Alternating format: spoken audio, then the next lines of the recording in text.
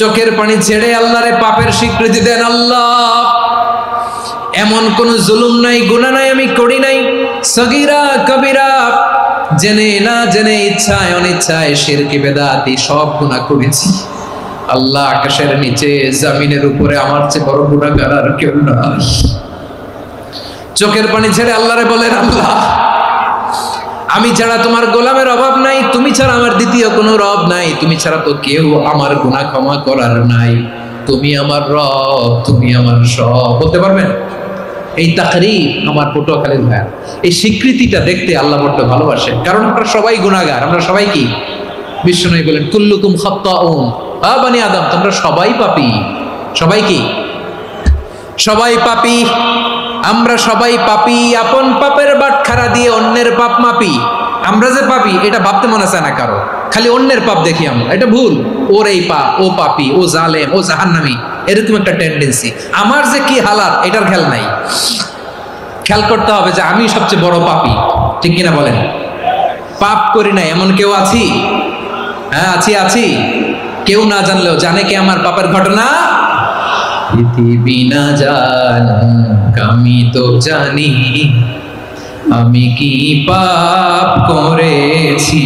হায় ও আমার কলিজার টুকরা ভাইয়েরা, মাথাটাকে নিচু করে জীবনের সব গুনার ফিরিস্তিগুলো একটা একটা করে স্বীকার করে আল্লাহরে বলেন, আল্লাহ, আমি পাপী।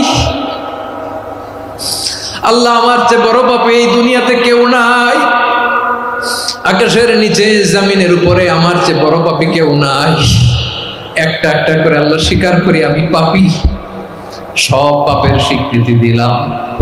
পৃথিবী না জানুক আমি তো জানি, আমি কি পাপ করেছি। হায় আমার পাপের করলে বিচার, বাঁচার আমার নাই উপায়। দয়াময় তুমি মাফ করো আমায়, মাফ করো। আল্লাহ তাআলা যদি দয়া করে আমাদেরকে মাফ না করে, আমাদের বাঁচার কোনো উপায় নাই। আপনি কি ভেবেছেন আপনার নামাজ দিয়ে আপনি জান্নাতে যাবেন? আপনি তাহাজ্জুদ গুজার, সেজদা দিতে দিতে কপালে দাগ ফেলেছেন, এটা আপনারা জান্নাতে নেবে না।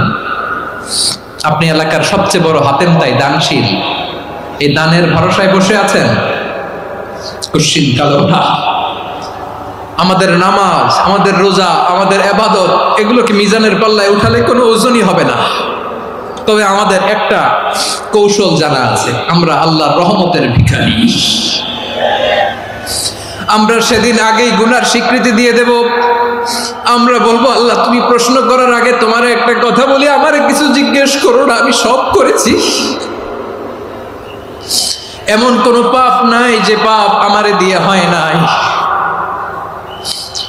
তোমার রহমত দিয়ে তুমি জান্নাতে পাঠাবা, তোমার দয়ায় জান্নাতে যেতে চাই, আমল দিয়ে না। পারবেন বলতে? কিয়ামতের দিন আমরা বলবো, আল্লাহ, আমার আমল দিয়ে জান্নাত চাই না, আমি তোমার দয়া দিয়ে জান্নাত চাই। তোমার দয়া ছাড়া আমার কোনো উপায় নাই।